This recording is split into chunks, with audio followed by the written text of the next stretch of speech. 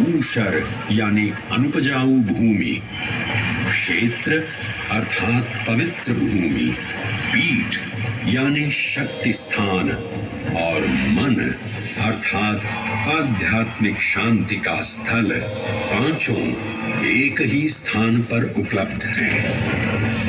ये संयोग महाकाल की नगरी उज्जैन की महिमा को और गरिमामय बना देता है।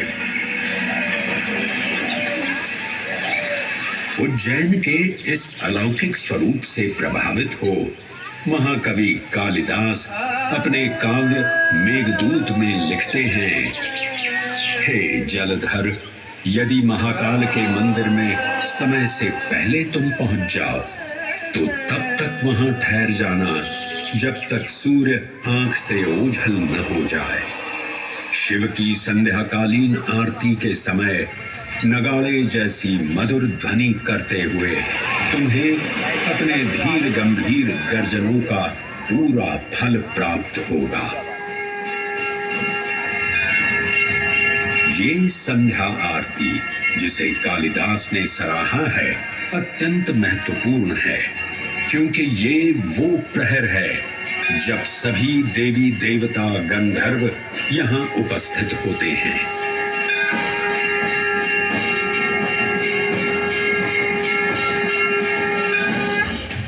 उज्जैन की महिमा अद्वितीय है। सतयुग, त्रेता युग, द्वापर युग और कलयुग, हर युग में इसका अप्रतिम महत्व रहा है। इस काल यात्रा में सबसे पहले आपको सतयुग के उस कालखंड में ले चलता हूं जहां देव और दानव एकत्रित हैं समुद्र मंथन करने के लिए। मन की आंखों से कल्पना कीजिए, भगवान विष्णु ने कुर्म का रूप ले मंदरांचल पर्वत को अपनी पीठ पर उठा रखा है। सागर से विकराल लहरें उठ रही हैं, मेघ भयानक गर्जना कर रहे हैं।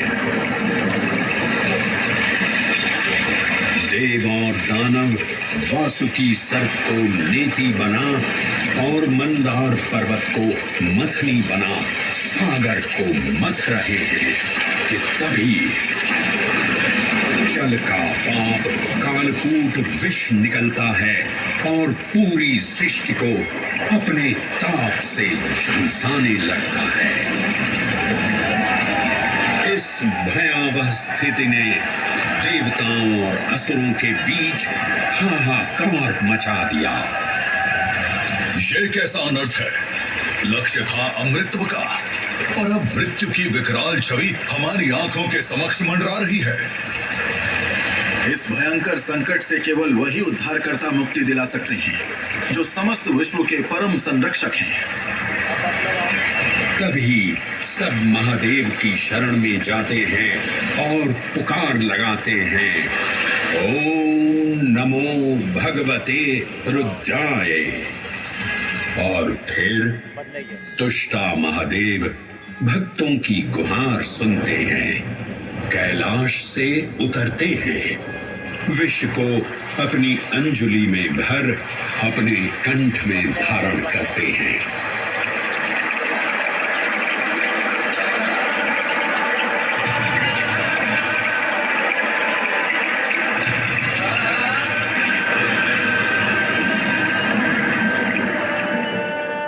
अंततो गत्वा सागर मंथन से अमृत कलश प्रकट होता है। जैसे ही अमृत प्रकट हुआ, दानवों ने इसे केवल अपने आधिपत्य में लेने की आकांक्षा प्रकट की और संघर्ष छिड़ गया। आज यदि हम इस अमृत को प्राप्त कर सकें तो हम देवताओं पर हमेशा के लिए प्रभुत्व स्थापित कर पाएंगे। अमृत अपात्र हाथों में ना जा पाए, क्योंकि ये अपनी शक्ति का असीम दुरुपयोग करेंगे। इस अराजकता के परिणाम स्वरूप अमृत की कुछ बूंदें छलकी और पृथ्वी तक पहुंच गई। 4 स्थलों पर स्पर्श हुआ इन बूंदों का। हरिद्वार, प्रयागराज, नासिक और उज्जैन।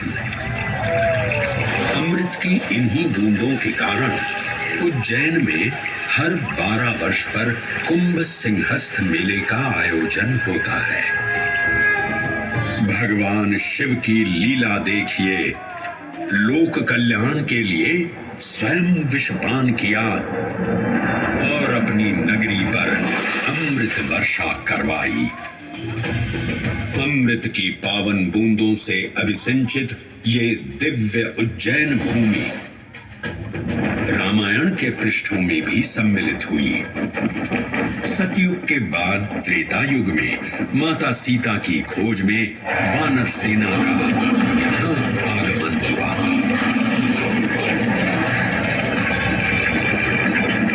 समय की इस यात्रा के माध्यम से अब प्रवेश करते हैं वाल्मीकि रामायण के किष्किंधा कांड में। जब वानर राजा सुग्रीव अपने यूथपतियों से सभी प्रमुख स्थानों पर जाने के लिए कहते हैं और उन्हें अवंती नगर यानी उज्जैन जाने का आदेश भी देते हैं। मेखला उत्कल के क्षेत्र, दशर्न के नगर, आभ्रवंती, अवंती और विदर्भ के राज्य, साथ ही माहिष्का के आकर्षक राज्य में भी पूरी तरह से खोजना होगा। एक युग भगवान विष्णु के राम अवतार से संपृक्त और अगला युग उन्हीं के एक और दिव्य अवतार से समरस होना, ये अद्वितीय संगम केवल उज्जैन में ही संभव था। परंतु एक क्षण ठहरिए और ध्यान से सुनिए। ये हैं महाकाल के 1008 दिव्य नाम। हाँ, मैंने काल चक्र को परिवर्तित कर दिया है और अब द्वापर युग का शुभारंभ हो चुका है। विस्मय पूर्ण हो जाएंगे ये जानकर कि महाकाल के इन नामों को स्वयं भगवान श्री कृष्ण ने रचकर पिरोया था। महाकाल सहस्र नामावली की ये अद्भुत रचना उस समय की है जब योगेश्वर कृष्ण, उनके मित्र सुदामा और शेषावतार बलराम ने अवंती नगरी में स्थित सांदीपनी ऋषि के आश्रम में वेदांत दर्शन और शस्त्र विद्या की शिक्षा ग्रहण की थी। कहते हैं कि भगवान श्री कृष्ण को अवंती ने ऐसा मंत्र मुग्ध कर दिया कि यहाँ 64 दिनों तक रुककर उन्होंने 64 विद्याएं और 14 कलाओं का ज्ञान लिया। उज्जैन का संबंध महाभारत से भी जुड़ा हुआ है।